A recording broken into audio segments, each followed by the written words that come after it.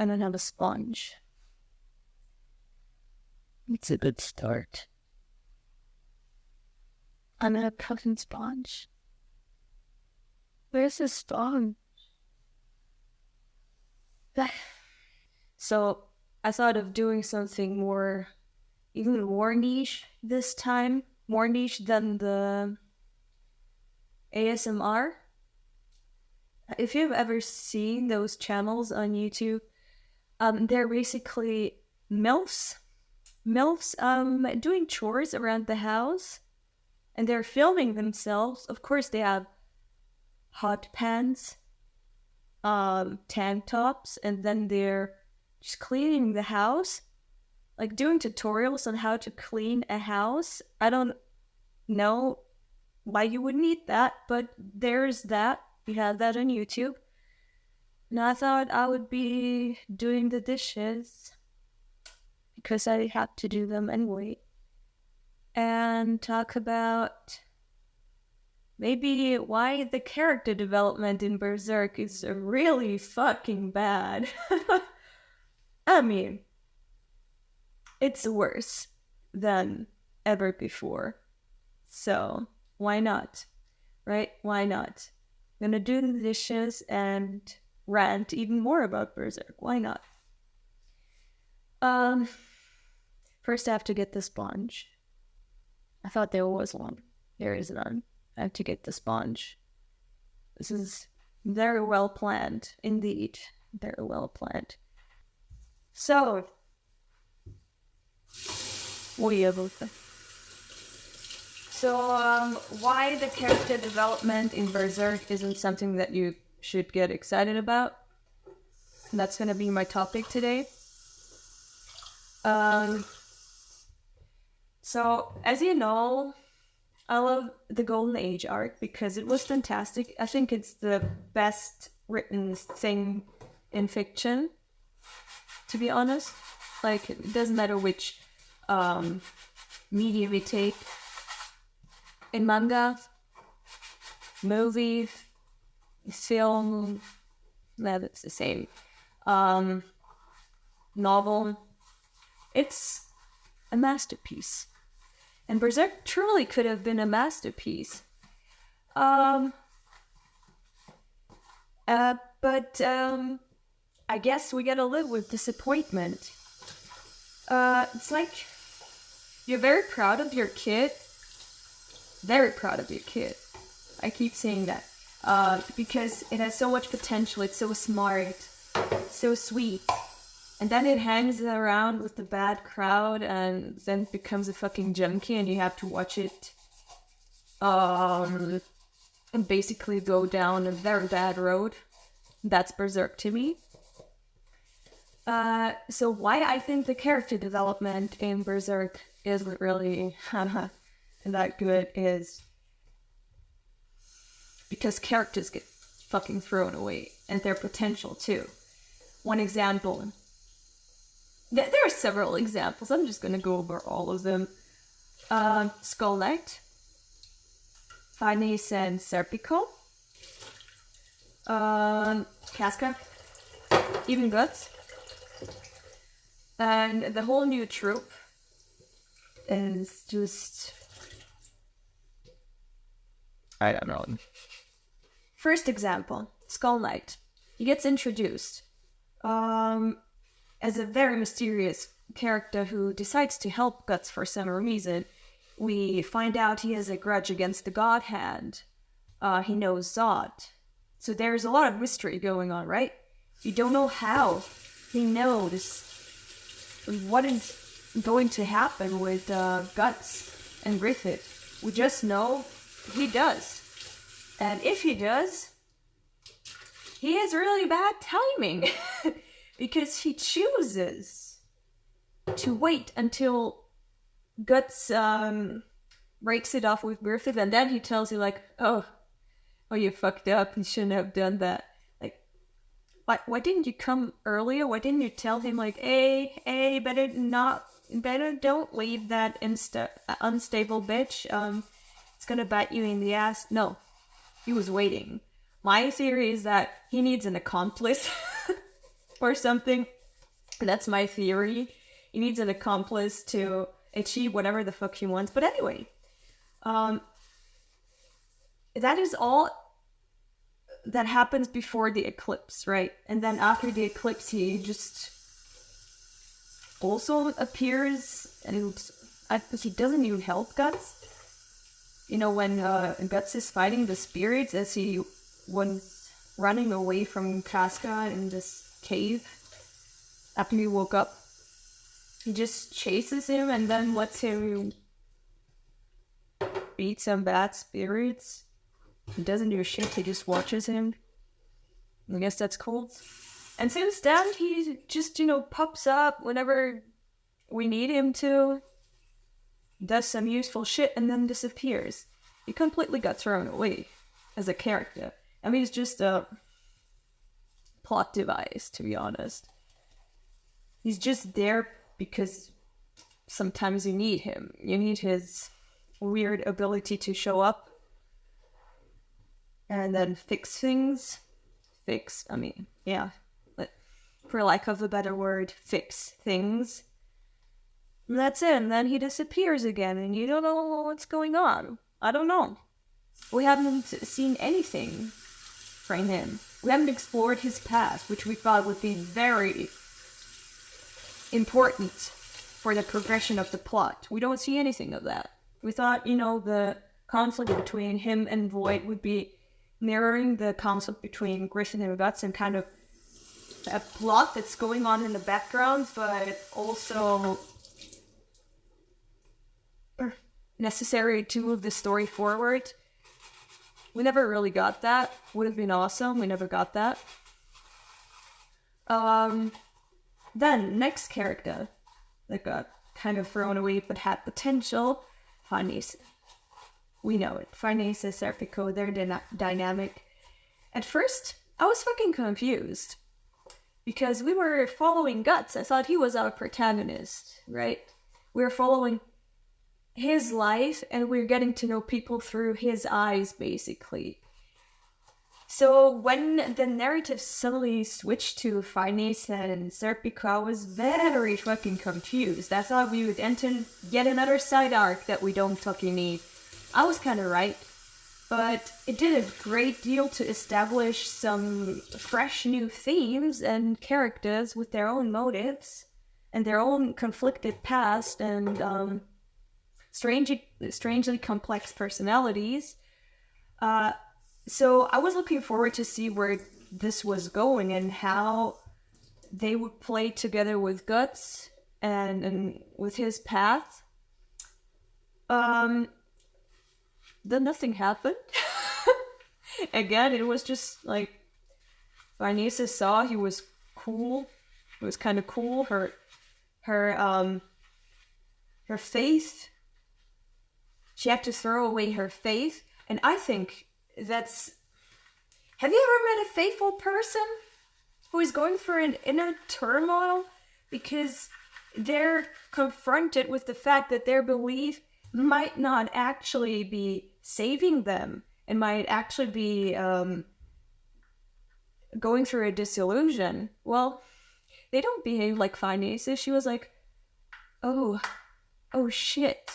Well, at least this man is cool and he helped me. I guess I'm gonna follow him. And from then on, she just she cuts her hair. I guess that's all the symbolism we need to know that she cut away all the relevant and very interesting character establishment we received before that. So she cut that off, and now we have a blank slate. She's, a character with no motives, no drive, no personality. She's just there, and she wants to accompany Guts. I don't know why, because she thinks she's gonna find peace with him. I don't know, but she completely changes. Now we don't have a crazy girl anymore. We just have a girl that wants to help Guts for whatever reason. I don't know why she's there. Usually when you write a story, you kind of want to make sure that all the characters you write in your story can stand on their own. Like if you put them into the protagonist position, that they would hold up to that role. Not in Farnese, and especially not with Serpico. Like we got a really weird character dynamic with her and Serpico, and also got thrown away. Now he's just there to protect her. He helps Guts. He helps her. He basically does nothing else. Like he has no personality anymore. It's just really weird. Shirke is like the typical generic lowly bitch you need in an anime or modern manga. So she's behaving like all the other lowly bitches, generic lowly bitches that you find in other manga. There's nothing really unique or interesting going on there. Of course, she falls in love with the protagonist to make him look even cooler. All the girls fall for Guts. And also, since Shirke's introduction, Guts' character development has gone down pretty. Everyone says Guts is going through a lot of character development through her, but I disagree completely. I disagree. Like, yeah, sure, you could have showing Guts develop more paternal instinct, behavior, I don't know the right word. Yeah, sure, that's cool, right? Or that he mellows down a little bit and realizes that revenge isn't gonna get him anywhere, and the most important thing is looking out for Casca. It could have happened in a different way. You didn't have to sacrifice a good story and good characters, because now Guts has barely any screen time. He's really relying on Shirke a lot. She has a lot of shine in the story. She can just, do a little bit of magic and boom, everything's okay, kind of. When he gets into the Berserk armor and he loses control, she's there. Now I need... Okay. Yeah, she's there to make him snap out of it. He has a whole troop of children with him. Oh no, I didn't finish it. A troop of children with him. He has to take care of them. He's a babysitter. Like, you could have shown paternal instincts developing by having him interact with his child. I mean, we've had the child since the first arc in the manga.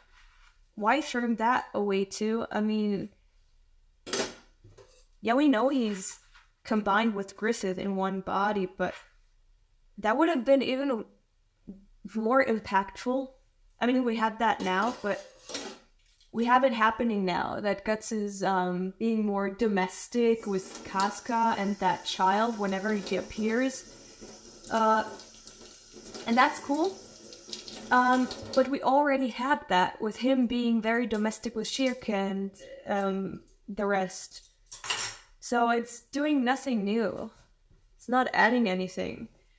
So we could have had that from the very beginning and keep the magic and the witches and the lowly out of this whole thing.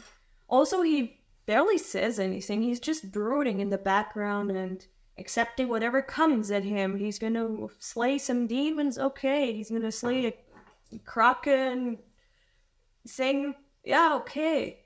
Because that's what he does, right? That's what he does. So, nothing... It's not really believable. It's not characteristic of him to mellow down this much to be just very one-dimensional. Doesn't make any sense to me. Or, the other characters, like, okay, Casca, I mean, we know she basically got thrown away the second Muta made her, not just a mentally challenged woman, but a comedic relief. we had Puck already. We had Puck for that role. Puck was doing that really well. Not just comedic relief, Puck had character too. He was the innocence, he was the good. That would be the contrast to Guts. And now, he's nothing anymore. He's just being annoying. And Casca got demoted to comedic relief and to a plot device. To be honest, for me, it would have been more touching if Guts, for example, managed to find Casca at the Tower of Conviction, you know, do all that shit that happened, go through everything, see Griffith be reborn, and then have her stay somewhere where she's safe while he can go do something. Like, why do we have magic that can heal someone who has gone through such severe trauma that they regress to an infantile state? Why can magic and dreams and elements and fairies, why can they fix that? It takes away a whole relatable aspect of Berserk, in my opinion. So for me, it would have been nice if Casca got healed through humanity, care, love. If Guts had kind of left her in the care of people he could trust, like, for example, the whores, the prostitutes, excuse me, they were taking care of her. And if she maybe kind of got, not over her trauma, but over her disability, she kind of got her orientation back, her ability to talk again, like slowly, baby steps, right? That she was kind of capable of going through life on her own, wiping her butt on her own, and then finding a nice man who has a really normal farmer life with her, something like that. That would have been kind of heartbreaking, because Guts, on one hand, Casca's sanity or like her well-being is priority for him. So seeing her heal again, by not being in danger anymore, that would be good, but she would start loving another person. That would be kind of heartbreaking, but it would still have that pang again from the past, you know, something that's kind of sad but kind of happy at the same time. I would have preferred that to fairy magic healing her. So, and the whole journey to Elfhelm, fuck me, it's bad. I don't like it at all. Another character that's really one-dimensional, of course, Roderick. You can't really do that much with a character who's all around perfect, like good-looking, rich, successful, kind. I don't know. Give him something. Give him. I'm not asking for much. Give him something. A little bit of dimension. A little bit of uniqueness. Her brother, Farnese's brother, is another comedic relief, I guess. Nothing much going on there. They're all forgettable characters, to be honest. Even Guts now. There's nothing interesting going on with Guts anymore. And seeing Casca come back like nothing. Like this. And then be normal, like, oh yeah, hi, I'm Casca, I've been away for a while. Yeah, I'm back. Yeah, I can't wait to see Guts, right? Are you fucking kidding me? And then she screams, and then that's where we left off, and now I'm here like, is that supposed to be impactful? Is that really supposed to be impactful? Or showing that she was broken by depicting her state of mind through a broken doll. I've already explained that symbolism for me, good symbolism for me, is when you have something abstract shown through something concrete. Example, Guts' conflict in killing Count Julius because Count Julius reminds him of his father and his son reminds him of Guts, Kid Guts, his past self, and the dynamics between him and his father. That conflict, something abstract is Guts' relationship with his father, and something concrete that is showing this abstract concept is Count Julius and his son. There, that's good symbolism. And Guts killing the son and the father, that's peak symbolism. That's well done. That is very good symbolism. So having Casca's state of mind, we know she's broken, right? We saw it during the eclipse. We saw how she acted after the eclipse. She has regressed mentally. She's not capable of speech anymore. We know that she's broken, so why would you need to go so far as to represent it with something abstract again? Like the dream and the doll that's been broken. It wasn't like I didn't know Casca was broken before I saw that broken doll. It's just lazy, and it's something that I see used a lot in other manga, anime. It's good when it's implemented in a very good way. Like when you weren't really sure how a character is feeling, and then you see this symbol, I guess, of their state of mind or feeling, and it's something new and it hits you. That can be good. But again, I wouldn't choose abstract thing being represented by abstract thing. You don't do that. Take abstract, represent it through concrete. That's how you do good symbolism. And that's what was well done in the past arcs.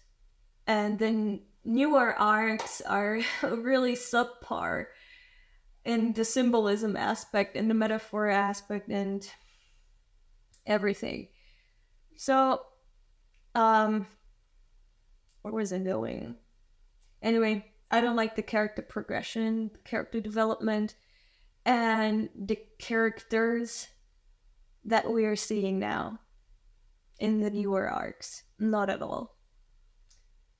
They're either not adding anything new, or they're not interesting at all and can't really, like, they don't need to be there, or they're just plot devices, or they got completely discarded the potential to. So this is why I believe that the character development in Berserk is nothing to get excited about, especially not Guts.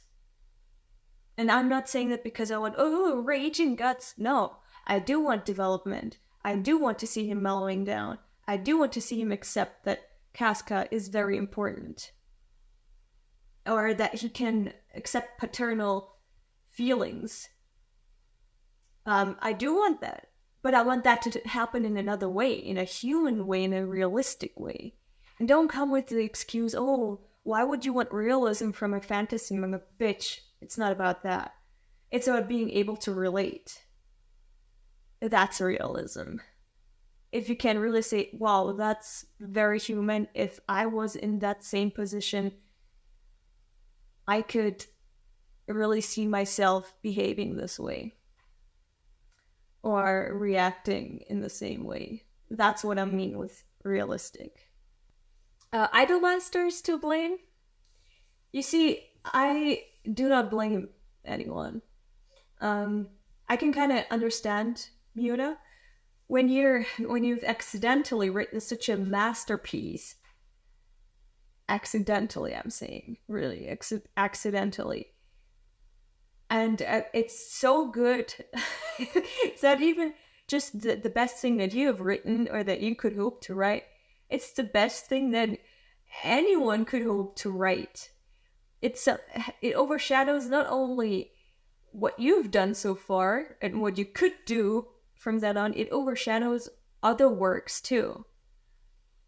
And if you're that good and then you're lost, you're like, oh fuck, how do I get back? Like, I've created something this good and I'm down here now, and this is just casting shadows on me. I don't know how to get back to that peak. I don't know how to climb this mountain again. It's too hard for me. I can understand his frustration. His frustration with his own success. Because when you create something so good and you know you're never going to achieve something this good again, you're like, what's the point then? And also because Berserk has given him, periodic depression, I can understand that he would move on to entertainment that makes him forget about the bad things. Because before, the inspiration for Miura used to be, the news, things that happen around the world. It's pretty dark things, terrorist attacks, shit like that. It's bad things, basically. You realize what humans are by watching what they're capable of. The good and the bad things, but they sometimes, very often, go hand in hand. I get that would burden him too. That would make him very... I heard a noise. It's okay, that was nothing. That he would, where was it? Go into, a dark state of mind because of that, and because of the pressure for his own work, and the expectations he has to meet, not just his own, but the fans' too, and so on. And his livelihood depends on his performance. So I really understand why he would kind of retreat into a safe space where he doesn't have to deal with negative emotions. And if Idolmaster helps him get into a healthier mindset, then good for him. It's just that it's really taking a toll on the story, on the quality of the story. It's... You can see the influence, because now Idolmaster and all this bright entertainment is inspiring him. That's why Berserk has become really tame, and it's not good for Berserk. It's good for Miura that he's, getting out of it, that he's becoming healthier psychologically. But it's not good for this story. I'm happy for him. Props to him for being a happier person, but it doesn't change the fact that he fucked up the story. I mean, he's an artist, but he's also human. You gotta understand that. So it is wrong for me and of me to expect him to give me what I want. You know what I mean? I don't know if that makes sense. But yeah, I wish him the best. That's it. I'm gonna end the stream now, really. I've been saying that for quite a few times now. I'm gonna end the stream now. Who would win in a fight, Master, Chief, or Guts? Who the fuck? I don't know. Yeah, anyway. So I'm gonna go now.